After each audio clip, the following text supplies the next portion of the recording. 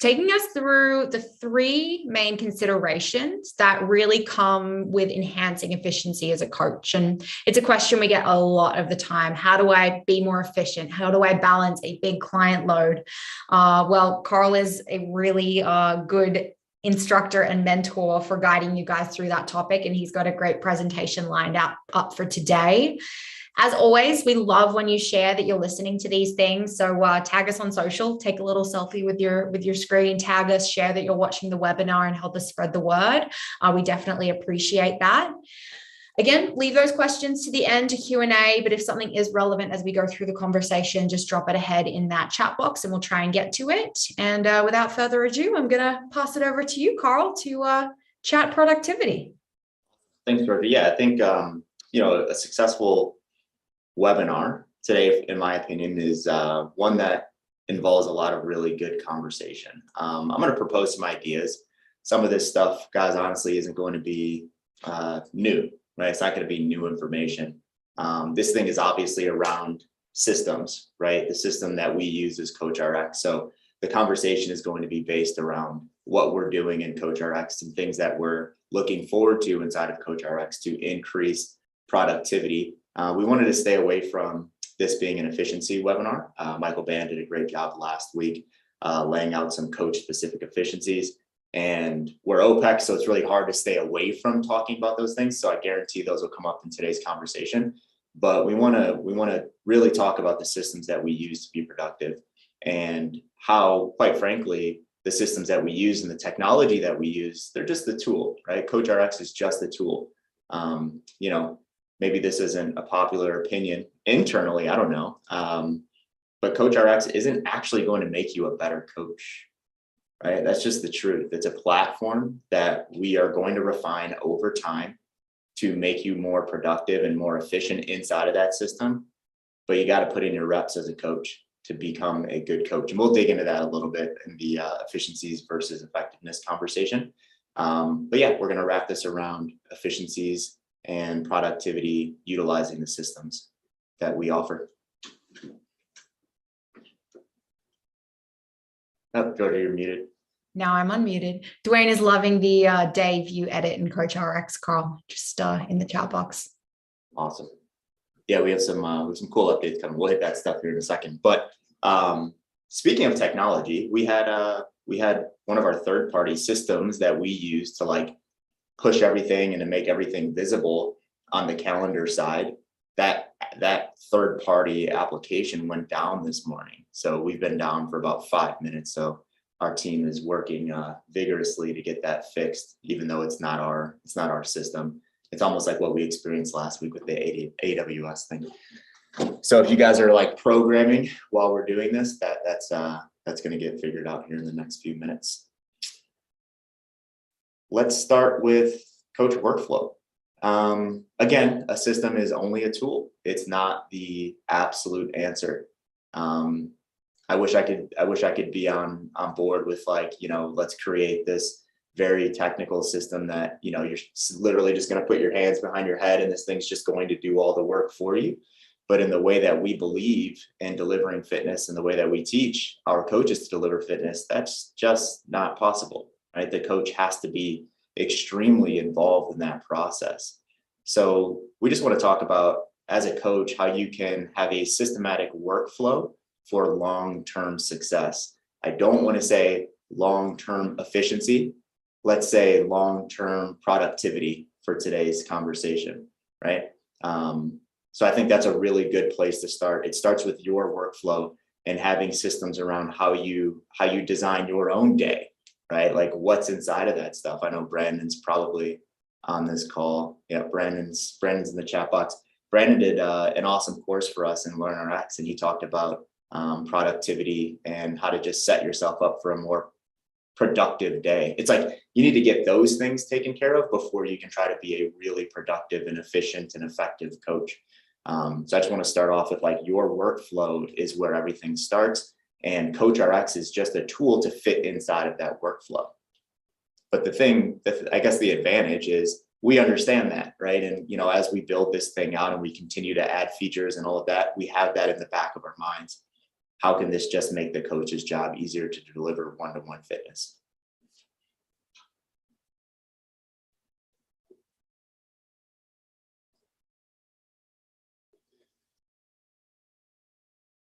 Efficiency versus effectiveness. So Georgia and I are going to do a podcast on this topic actually later, right, Georgia? That's right. Yeah, so we'll dig into this one pretty deep. I think we'll probably go an hour and a half on this thing, but it's important to think about, right? Like the questions that we propose: can efficiencies kill effectiveness? Can effectiveness kill efficiency? When is it appropriate to consider efficiency, right? And where our heads are when we ask that question is we start thinking about a coach's life cycle, right? Think about like the technician, the craftsperson into the master coach, right? Like when you're in that beginning stages and you're the technician that's just putting in those reps, putting in the hours, designing a bunch of training programs, should you actually be thinking about how can I be the most efficient doing this thing right now today? I'm going to propose that that probably isn't the best time to think about how can I be as efficient as possible. You should think about how can I be as effective as possible. We had a bit of a conversation about this yesterday on a cohort call, actually. We did do some breakouts. Coaches are designing training programs. We come back, not all the coaches are done. And there's like this thing in their head where just like, I'm not fast enough. And you ask the question of like, do you understand how to implement all the principles right now today? And they're like, no, I'm still working on that. It's like, you have to figure that stuff out before you can think about how can I do this thing faster? So efficiencies can actually kill effectiveness. If you haven't mastered, quote unquote, how to design A, B's, and C's in a training program, and you're in the back of your head, you're like, I have to be faster at designing A, B's, and C's. You're thinking about the wrong things, right? So the principles and actually being effective inside of that is what we need to consider first before we start to think about efficiencies. Now, the next question, can effectiveness kill efficiency? Absolutely, right? We have the coach that knows what they're doing, but they just overthink things, right? They're overthinking. They get in there, they pull up a client's training program, and they're thinking about the emotions that the client is going to perceive that training program with. Are they going to be bored? Are they going to enjoy this? Are they going to think I know what I'm doing when they open up their CoachRx, right? All of those things, and we're overthinking effectiveness, even though that effectiveness is already there. So those kinds of things can actually kill efficiency. But think about that life cycle and where you're at inside of that life cycle. And I want to be really careful in putting like months and years and all of that stuff to a big coach's life cycle, because that is absolutely personalized per coach. If you've been coaching for 30 days, you're a technician. If you've been coaching a bunch of people, right? If you've been coaching 20, 25, 50 people for 8 years, you're probably starting to think about how do I master this craft, okay? So really think about that for yourself and think about where you sit inside of that. So that would be the answer to when is it appropriate to consider efficiency? Consider efficiency when you're like, I know my stuff and I'm good to go. I know the principles. I know I've coached a bunch of people. I know what works for this person versus that person. I know how to deliver an individually designed fitness program. I know we're going deeper on this later, Carl, but just one quick question there. How does a coach decide what the right balance of efficiency and effectiveness is for them? Like life cycle aside, where they are aside, when they're deciding, this is where I want to sit on the efficiency scale, and this is where I want to sit on the effectiveness scale. Any advice there? Yeah, I would say you just have to look within, right? Like, what are the emotions when you're creating training programs?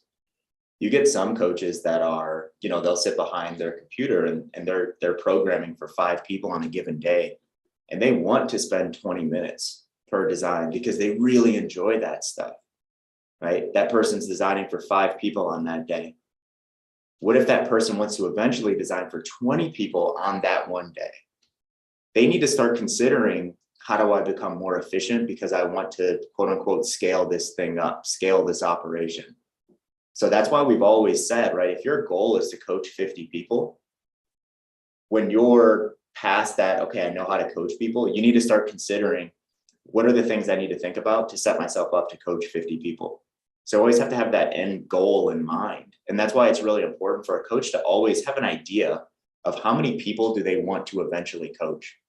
That number is going to change absolutely over time, but we need to have an idea of where we want to be as an outcome. So I would think about those things, Georgia. If I'm coaching 5 and I want to get to 50, what does that path look like? And we always say this, you're not going to go from 5 to 50 overnight. You're going to go from 5 and then eventually 10, 15, 20, 30, and then we're going to eventually get to 50. And when you're at 50, you're going to be like, how the hell did I get here? Right. And it's almost like that natural occurrence, unless there's something I don't know about where you can just snap your fingers and go from 5 to 50 ID clients overnight. Awesome. That's super helpful, Carl. And I'm honestly just very curious to hear from people in the chat box. What are your 2 numbers? How many do you coach today and how many do you want to coach? Just drop 2 numbers in the chat box, like 10/20, whatever it might be. Would love to know, number 1, how many you currently coach, and number 2, how many you want to coach. And then while you guys get those numbers in, we'll move on to the next slide. Looking at these numbers, we'll do another acquisition webinar to talk about how the hell do you get from 5 to 40? How do you go from 5 to 40? We need to, yeah. Those are always interesting conversations. Okay, coach priorities. Gosh, again, a workflow must be in place around the system that you're using. Our goal is to put the data in place for coaches to create a workflow that works for them and what they've created for themselves. Our goal isn't to tell a coach how their workflow should be. Like, we have to be agile. We understand that coach A and coach C are going to coach completely different. We just want to give both of those coaches the data that they need to build a system around what they're doing and how they're coaching. So now to get specifically into CoachRx, we have a 2-part rollout that's currently being deployed. Part 1 of 2 rolled out about 48 hours ago. Part 2 of 2 is what you're seeing on the screen, and that's our refresh dashboard, and that's coming very, very soon as a part 2 of 2. We want coaches to have the data that they need to be efficient, effective, get results, and of course, retain their clients. If we don't know what's going on inside of our system, inside of the system and the clients that we're coaching currently, if we don't know those things, we're probably not going to as effectively retain those clients. So we can't always think about how can I be as efficient as possible. It's how do I strike that balance, like Georgia asked, of efficiency and effectiveness, because you have to be able to scale your operation and you need to still get results and retain the clients that are currently in your system. Would I take someone that can write a training program in 3 minutes and churn out 15% of their clients every month, or someone that takes 23 minutes and churns out 4% of their clients every month? I take the latter, right? I take the latter. As every coach knows, it's not that easy to acquire a client. For some coaches, it's not that easy to retain a client. That's why we have to think about those things, and we have to work inside of these systems. So just going top to bottom on the screenshot that you're seeing there, we're looking at metrics, right? How many clients are you coaching? What is your total clients compliance in exercise and in lifestyle prescriptions? What is your consultation rate? Out of all the clients that you have in your system, at what rate are those clients actually having one-to-one conversations with you? And you guys might track consultations a little bit differently than we propose. That's okay. The system allows for that, right? Whatever your consultation practice is, if it's 15 minutes every 2 weeks, cool, right? That's what you're plugging in. If it's 30 minutes, 1 time a month, cool. That's what you're plugging in. Programming time, right? So you'll notice that cool little programming mode tab at the top. You turn that bad boy on and a timer pops up in the background. You don't see the timer, but it pops up in the background and it tracks all of your programming activity. What is your average programming time per week? How many hours are you actually spending in CoachRx designing training programs? What is your average programming time per client per week? We talk a lot about those metrics, but we don't have any objective way to see those currently. So we're really excited to roll this thing out so we can actually look at coaches, or you as coaches can look at your dashboard and say, man, I thought I was spending 14 minutes per client, I'm spending 24 minutes. Do I need to think about being more efficient? I don't know. You have to self-assess and decide those things on your own. Programs written. How many programs have you written total all time in the system? How many programs on average do you write per week? How many programs on average do you write per day? This is all very beneficial information for you as a coach. And if you're a gym owner or if you have coaches underneath you, this is awesome information to be able to dig into and see what's happening with your coaches that are underneath you. So those are the metrics that we're going to lay out in this this dashboard refresh. Now let's talk about priorities. So this is more like daily workflow, right? Because you're probably not digging into those metrics on a day-by-day basis, right? So if you're not, you just hit that caret, those things disappear. But then on the left, you'll see that we just have coach priorities. Again, it's not on us to decide your priorities. We just want to give you some data that we think would be beneficial. The obvious ones, right? Exercise and lifestyle do, right? That's super obvious. Next, we have consultations overdue. So we may have a client, and we always talk about this client, the client that you've been working with for years, and that client doesn't need a consultation, quote unquote, need a consultation. And we forget that we haven't had a consultation with that client in 11 months, right? The system's going to tell you, hey, you haven't had a consultation with this client in 11 months. Whatever your practice is and however you consult with your client, this 3-year client versus this 11-month client, you need to have a conversation with them and you need to track that in CoachRx. So you're at least keeping track of the conversations or the touch points that you're having with your clients. And that brings us to another feature that we're super excited to roll out, and that's touch points. So in this feature, we're going to bucket in, I think it's going to be automatically every account's going to have 2 touch points per client per week. You can go in and adjust that based on how many touch points you want to have with your clients. But essentially what this is going to do is it's going to take a look at all of your client load that's inside of your system. It's going to look at your goal touch points, and it's going to look at Monday through Sunday, and it's going to tell you how close are you to your goal on any given day on touch points had with your clients across the board. So a touch point is a direct message or a comment on a workout or a lifestyle prescription. So it's just you communicating with your client. So if you're like, I want to have 2 touch points with each client per week, this actually gives you that data and it keeps you honest, where it's like, am I actually doing those things? And the goal isn't to just like create something, check the box, put emojis and stuff like that in comments. That's not the goal. The goal is to actually ensure that you're having conversations with your clients. Why? Because we know that you're going to better retain your clients if you give your clients attention. Even that 3-year client that doesn't think they need attention, they're eventually going to be like, oh, man, am I really getting what I'm paying for? Might be their fault, right? Might be their fault because they said, hey, I'm good. I don't need a consult. I don't need you commenting on workouts. I don't need you doing this and that. But they will get to a point where they're like, I don't want to pay $350 a month just for a program to show up in CoachRx. I want to have a relationship with someone, right? Or I'm looking for more, or I want to pay a lot less for what I'm getting currently. So this one keeps us honest. We're excited to roll this one out. And then finally, on the priorities piece, we just have upcoming notes and scheduled reminders. Scheduled reminders, just as a reminder for everyone that's in the system right now, that's that feature where we can just send a scheduled message and a push notification to clients based on something happening in life, or if you want to check in with them in a more scalable way, i.e. you program for them on Monday, you want to send them a message on Wednesday, you can just go ahead and schedule that instead of putting a note in your calendar to pull up CoachRx and send them a message on Wednesday.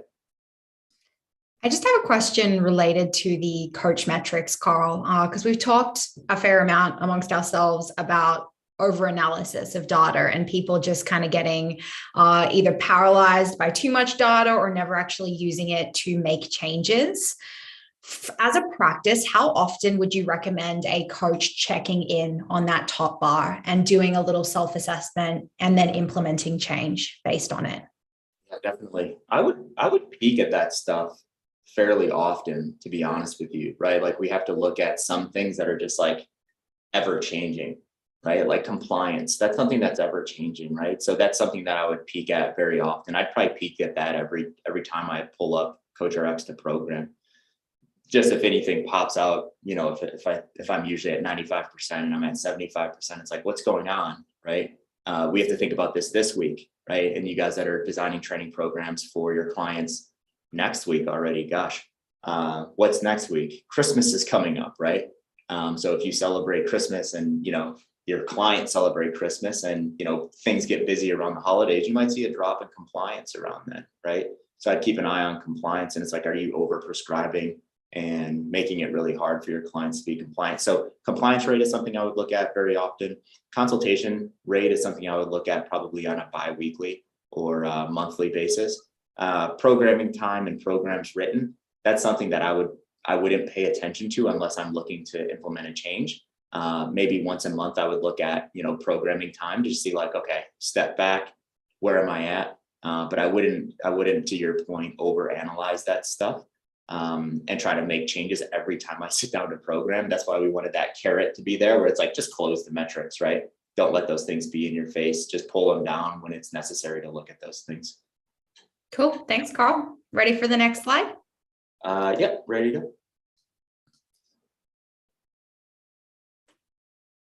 I think Google Slides is lagging a little bit for us. Yeah, I was like, what's going on here? I can see a tiny box of the next slide, but not the rest of it. So I'm just going to give it a second to do something.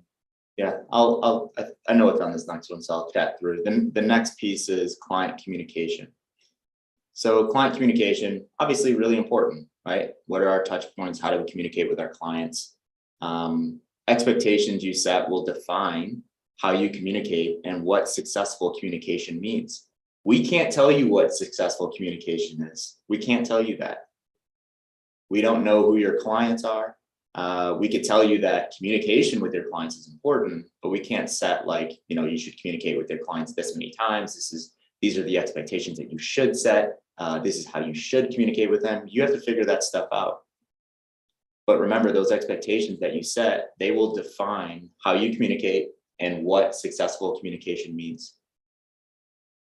So if you tell your clients, hey, DM me anytime, I'll get right back to you. The first time you don't get right back to them, that's not a great experience for your client in communication with you as their coach, right? So be careful with the expectations that you set.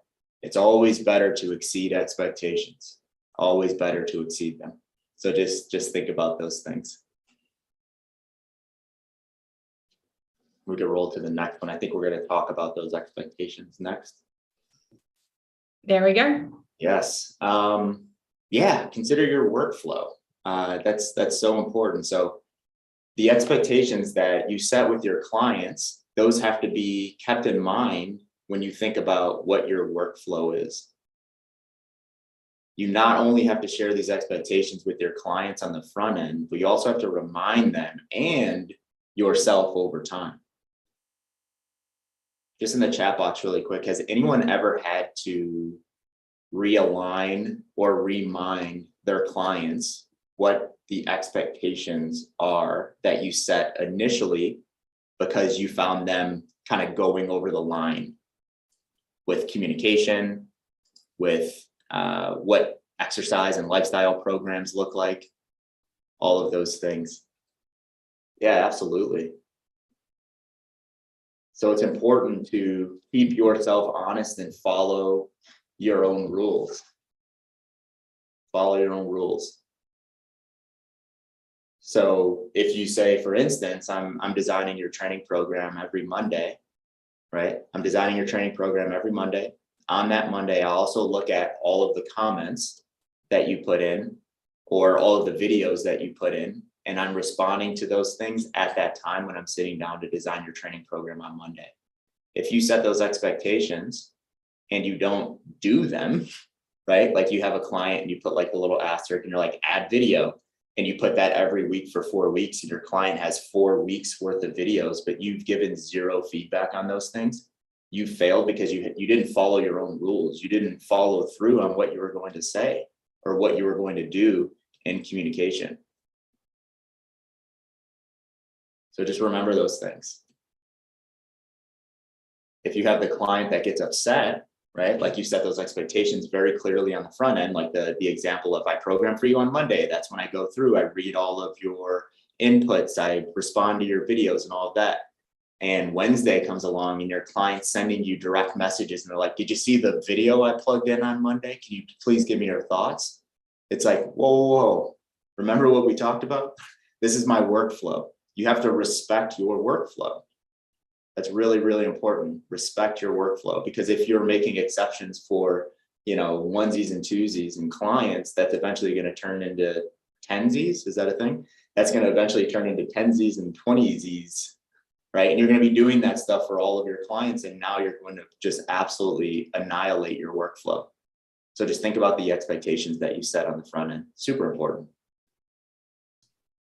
All right, next slide. Yeah, let's do it. Same idea. Expectations. When do you DM your clients? How do you DM your clients? All goes back to the expectations that you set. We pushed out a new coaches app about a month and a half ago, that makes managing this much more seamless and allows the coach to create a new workflow around communication with the ability to personalize notification settings, blah, blah, blah, inside of an app. That was a huge deal for us because we want to develop this coach app. We didn't want to develop it separate from the client app because we have a high percentage, like 40% of our coaches inside of CoachRx that are using it are also clients. So what we didn't want to have is we didn't want to have coaches jumping back and forth between two apps. We needed that app to seamlessly notify you, right? We needed those notifications to be personalized for the coach and their workflow, right? Because we can't define your workflow. So it goes back to how do you direct message your clients? Because you can actually go down a really rough road with an app in your hand all the time. You get a direct message from a client. If you treat those like text messages and you're like, boom, whip that phone out and you're just like, you're always on. It's like 8 o'clock at night. You're watching a movie with your family. You get like a CoachRx message to your phone. You pull it out. You're like, what are you telling your clients, right? What are you telling your clients? That might be okay for some people though. That might be the expectation that you set. Like, hey, you send me a DM. I have this cool app. I'm going to pull it up. I'm going to respond right away. Hey, that's your prerogative. Just make sure that thing is scalable for you and you do it for everyone all the time. So you can go down a rough road with an app in your pocket. So just be aware of that, right? So how are you direct messaging? Are you even direct messaging through the phone, or you just check it to make sure like, okay, cool, not an emergency. I'll wait till I get to my desktop to take care of that stuff, right? Again, back to expectations. Messaging and like any kind of notification app can be such a double-edged sword for that reason, right, Carl? Oh, yeah. And while it like can really enhance productivity, I've found that if I let myself get pulled to messaging clients in CoachRx, Slack, email, like whatever the channel is, if you let that like take your attention in that moment, it actually ends up making you less productive because it's pulling you away from whatever the task you were focusing on was, whether it's program design, whether it's time with family, whatever it might be. Yeah, definitely. And going back to the dashboard update, that's why it was important. In that programming mode, it's going to automatically shut off everything, or you're not going to get notifications to your desktop. Nothing's going to pop up. You're just in that hyper focused, I'm designing a training program mode. Flow state. We have some good questions rolling in. Let me roll through these so we can get to those. All right, so direct messaging versus within the prescription. Right. So you'll notice, very small, but you'll notice we have an exercise and a lifestyle prescription up there. Right. And we're communicating through those prescriptions and we're not communicating through direct messaging. Again, as a part of your workflow, when do you do this? When do you comment versus direct message? What is the goal of your comments? Please, please, please don't fall into that. Don't be that coach that just like sends emojis and that's all you do in communication through exercise so your clients feel good about it. I'd be so annoyed if I was a client and I got a bunch of emojis every day. I'm like, what the hell is this? So think about what the goal is of your comments.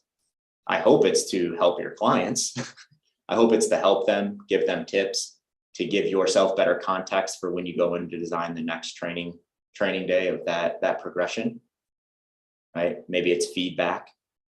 Maybe a client's putting in results and they think they're on the right track, and it's like, oh, I think we put that in the first one, right? It's like, you actually didn't hit the prescribed amount of reps and you went outside what I wanted you to do for absolute load. Let's try to stay in that and hit all reps. We're not going to progress this. You'll see this again next week, right?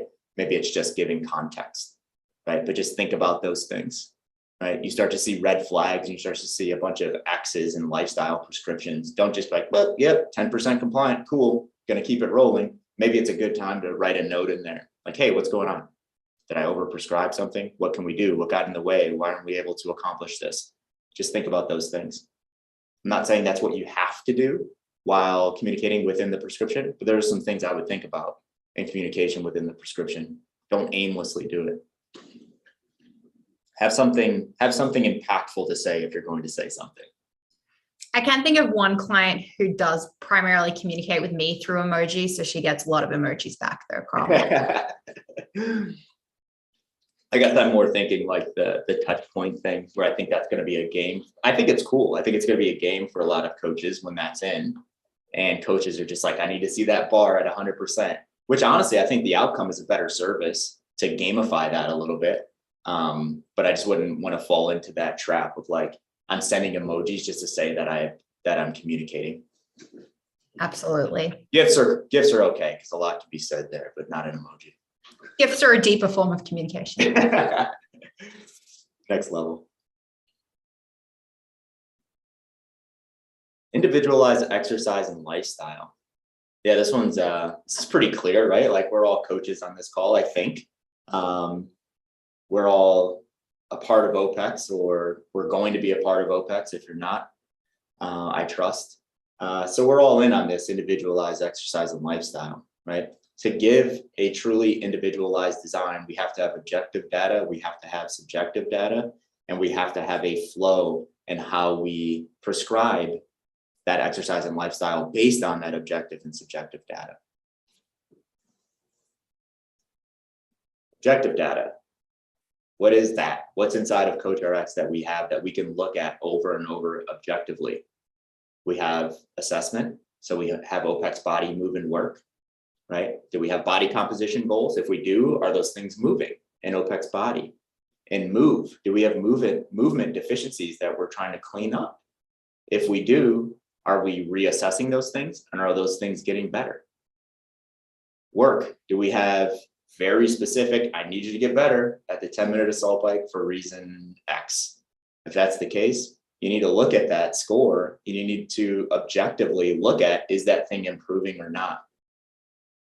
I think we've talked about this before, but it's a scary moment when you're like working to improve something and you're like, okay, now we're going to test this, because that is so objective, right? So objective. Such good stuff, and clients understand what's happening there as well.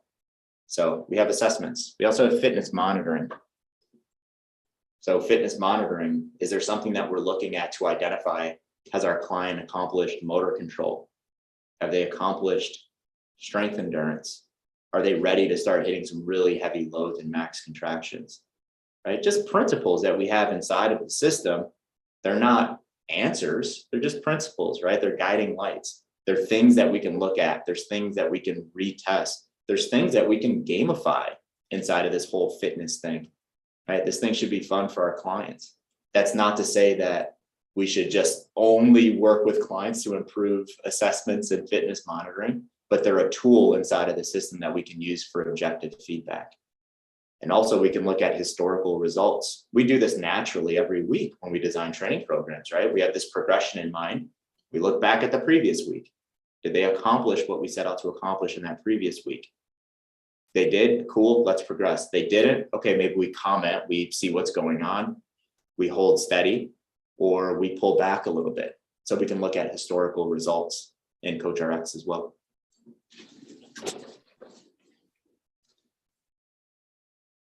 Subjective data. It's also important. It's important for a personalized experience, subjective data. Personalization is as we found out, very subjective. If you guys know what I'm talking about. So yeah, it's all subjective, right? Like, and those subjective things are important. The things that our clients say to us in consultations, that's very important subjective data. And the way that we maneuver based on that subjective data is what truly makes this whole thing personalized. How can we look at what are other ways to get more consistent subjective data? We can do that through weekly check-ins. I saw a question on weekly check-ins. We'll hit that in the Q&A because that's actually a great question. We can throw weekly check-ins on there. Just realize we don't need to do that with everyone though, right? Personalize that experience, personalize that communication. If you think it's beneficial for a client to check in weekly and you have a reason for them, turn that thing on. Personalize a check-in for them. Assign it on a day that works for them best, so they are in a state to be able to answer those questions. Understand what our clients' goals are. And again, goes back to communication. We can pull a lot of subjective data through communication, through the app. So yeah, let's use technology as our friend and getting objective and subjective data in front of us. Flow. So this is something that is highly personalized coach to coach. I feel like every coach I speak to has a different flow and the way that they go through their program design process, which is awesome. So what we're trying to do in CoachRx is we're trying to make it so general that anyone can come in with their flow and they can make it work for them. Right? Calendar view. How do you design training programs? We got a lot of feedback over the last few months of coaches, sending out messages like, hey, I'd love to just program in a day view because I get really distracted when I see other things around what I'm programming. And us just being, everyone's biased, right? But your bias, you're like, oh man, that seems very inefficient. Why would you want to do that? It's not up to us to decide what's efficient or not efficient for you. So we're like, okay, we take a look at that. We're like, okay, let's actually make it more robust. Let's be able to look at a day view. Let's be able to look at a week view. Let's be able to look at a month view. And let's also make it able so we can pull up a long-term plan inside of the calendar for less clicks and going away from that calendar. And we could just go shortcut keys here, here, and there. And then it just makes that process more efficient. And a coach can build a really good workflow around these things. So that's something that we found really important to put in. And honestly, it was based on your guys' feedback and sending us feedback and feature requests. So thank you guys for sending that stuff over. And I think it made the app a lot better. I actually used Week View this morning. I enjoyed it. Split screen. So this is something I find really interesting. And we all have different size monitors, right? We have some coaches that they just have their calendar up and they just know, they just use jump menu and go from client to client because they know who they're programming for on any given day. We have other coaches that are programming for like 12, 15, 20 people on any given day. And they're just like, I want to have my client list to the side. And I want that to be able to dynamically update as I update their training and lifestyle. And I want to be able to jump menu in that screen while having visibility of my screen of everyone that I'm programming for on Wednesday, right? Use tags. Everyone please use tags and segment your clients based on what day you're programming for them. But that's also a very unique thing, right? And it's a very unique workflow. We're like, yeah, we need to put that in. So you'll notice that we have those dynamic updates that are instantaneous as you update prescriptions in CoachRx. Design versus design and communicate. Based on your workflow, you need to identify what is the outcome of the day when you're sitting down. Are you designing training programs only? Are you designing and communicating? Are you only communicating, right? For some coaches, it doesn't really work with their brains to sit down, communicate, and design. It's just like too much all at once. So if you're one of those coaches that you're like, hey, I need to shore up my effectiveness to eventually become more efficient, maybe it's not a great idea for you to design and communicate at the same time. Maybe you have communication days.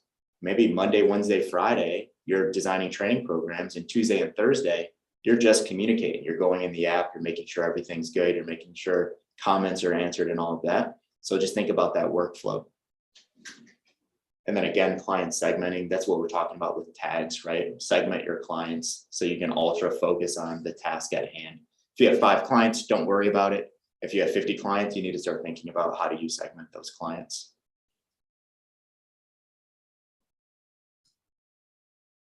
All done here, Carl? Yeah, all done. Awesome. So guys, I'm going to take over for just a little minute here. And the first thing I want to say is if you're a CCP coach, this is your reminder to go and get in CoachRx if you're not in there already. I'll drop a link in the chat box to CoachRx. If you haven't been in there before, there is a free trial option, so you can sign up and trial that thing out. But if you're a CCP coach and you're not using CoachRx, all I can say is get in there and use it. Carl, anything to add to those CCP coaches? No, just get in there if you're not. The hell are you doing? Exactly. Yeah. And also I just want to say, if you guys are in there, or if you're going to get in there after this webinar, go to that product roadmap and update that thing. We're going to send out a message at the end of next week. So we're already approaching the end of another quarter. So we look at that product roadmap, and a lot of the things that we implement are directly from that product roadmap. And as coaches, you have the ability to go in there and upvote things that other coaches or yourself have put inside of that product roadmap. So when we start to see trends of, okay, coaches inside of the platform want A, B, and C, those go on our roadmap. Okay. So we had a lot of traction with that. We had a lot of updates going in there from coaches. Maybe we're just like serving you guys perfectly and you don't need anything else. But if you do need anything else in there and you want to put something in that product roadmap, just go ahead and put it in there, and the community is just going to upvote that thing. So that's how we define the bigger things we're talking about internally, but that's how we define some of the products or the product roadmap and what's going inside of CoachRx. It's from the people that are actually using it. It's you guys, right? Because we're not using it the same way that you guys are using it. And the goal is to make this thing work best for you, not for us.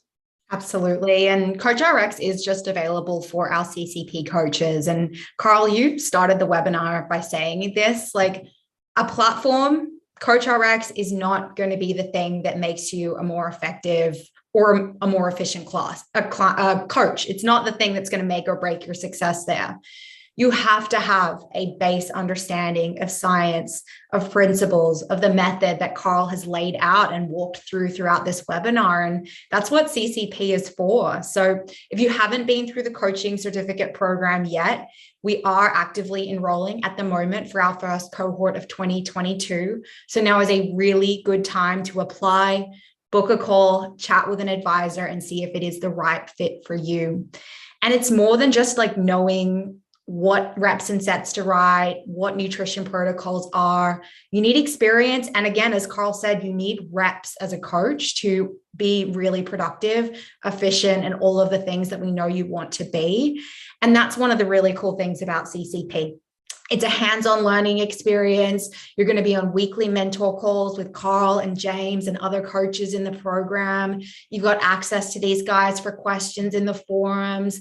And then you're going to go do case studies inside of CoachRx. You're going to actually practice coaching your first 5 clients, get feedback on how you did so that you know you're implementing effective programs, and from there really begin to grow your efficiency. So guys, I will pop a link into the chat box now to apply for CCP. If you're not in there yet, go ahead and do that. Click that link, book a call, chat with an advisor, and we can help figure out if CCP is the right fit for you. Let's get into some Q&A, guys. Let me start with the last couple. We do have walkthroughs on the coaches side, and we just developed one for the client side. We wanted a few updates to go in before we built out a more robust help center. But thanks for the nudge there, John and Justine. But that is going in very soon for the clients. And then on the coach side, we just actually filmed another update a few days ago. So if that's not in now, it should be in by the end of the week. There was a little question up above from Lewis as well, who'd asked about the difference between CoachRx and True Coach. Is that something you could hit on briefly, Carl? Yeah, quite frankly, I don't know. I haven't been a True Coach in quite some time. So not sure.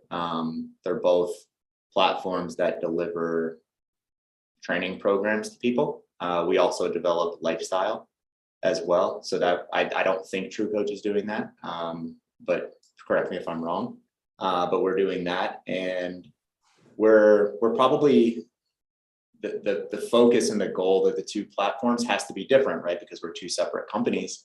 But I think that's probably the biggest differentiator. Our roadmap is based on individually designed fitness, and our roadmap is based on best practices and what we see fit, and how we want our coaches to use that with our coaches' feedback. So tough for me to, pull out a list of things that differentiate us from True Coach, because I haven't been in there in quite some time. But I guess it's just what our focuses are, and what our roadmap looks like, and how we develop our roadmap is just different. Yeah, most importantly, it's aligned with the OPEX method, right, Carl? Like the way that CoachRx operates is for OPEX coaches to go through the OPEX method, the way we consult, the way we assess, the way we lay out our design process. So that proprietary method is built into CoachRx for our coaches. Yeah, for sure. And, just we've been really upfront with this from the start. The reason why we had to build our own app is because we wanted to control our roadmap. We wanted to control updates. We wanted to control what we thought to be the most beneficial things inside of the platform. So, you get to a point as a company where you get to a more mature stage where you're like, we're always asking ourselves, do we use someone else or do we build it ourselves? And we made that decision last year, like we're just going to build it ourselves. Let's hit Jesse's question briefly before we move on. And he just asked if we have a tool to import clients from other platforms. Yeah, for sure. We actually have this in the settings in CoachRx. So obviously, we do have an API, but we can't connect to any other platform unless they give us access to their API. Wouldn't be good business for anyone to give us access to their API to take people out of their platform. So we had to create a workaround for that. And our workaround is our import tool that we have inside of CoachRx. So essentially it's CSV file based, and you put whatever information in there. So you can download information from your payment processing system, from a different system, upload them right into our CSV. And that does a background job and updates all of your clients, sends invites, so on and so forth. Delilah had an awesome question up above. She'd asked, I have some clients who don't fill in their weekly check-in, and when I investigate the reasons behind it, many of them tell me it takes too long and they only want to have a check-in once a month. Should I make those check-ins shorter or do them once a month to adapt to my clients? Or would it be better to encourage them to take that time to reevaluate their week to make sure we're moving forward?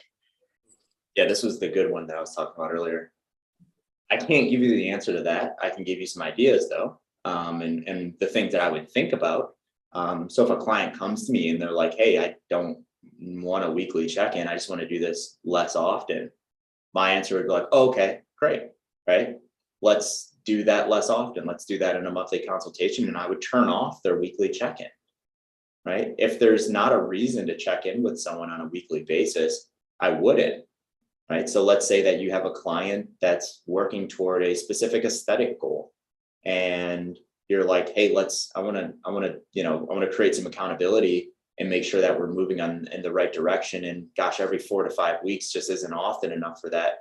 Maybe you have that check-in in a weekly manner where you're just pushing that out to them in their app weekly.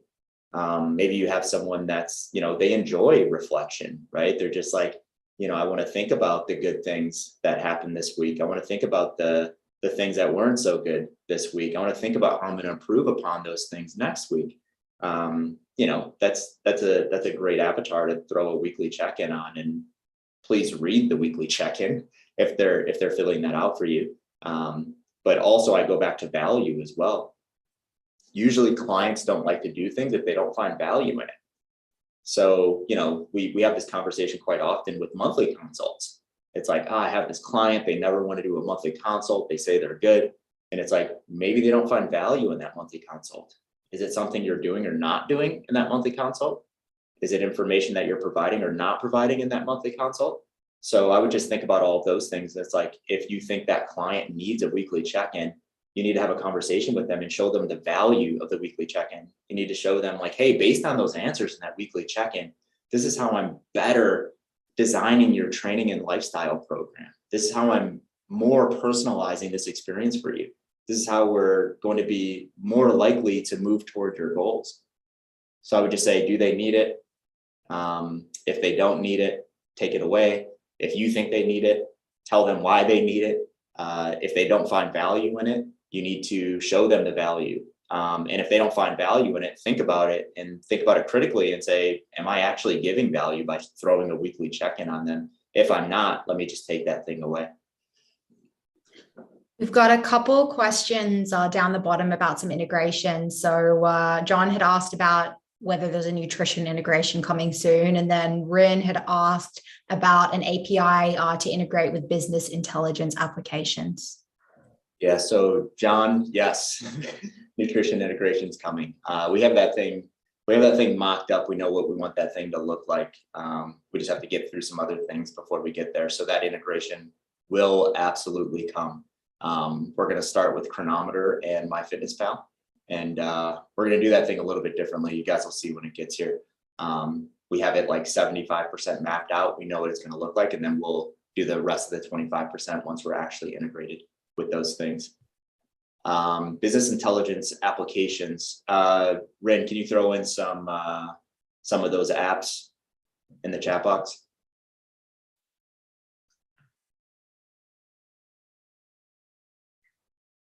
Let me write those down and see what that could look like.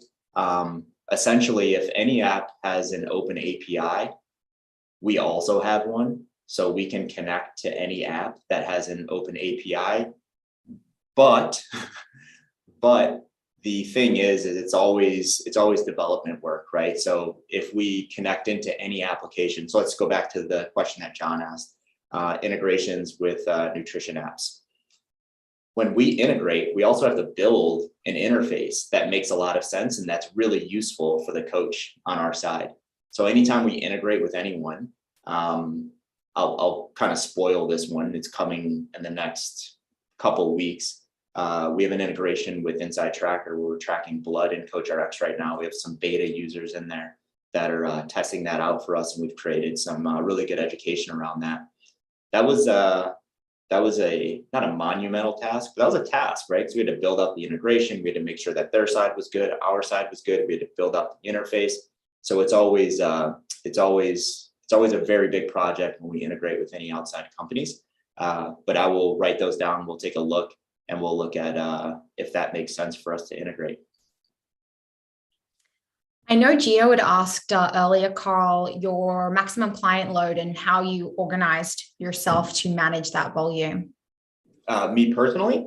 Yeah, you personally. Oh man, I want to show my age. No, I'm kidding. Gosh, 6 years ago, 7 years ago, 6 or 7 years ago, I was at about 80.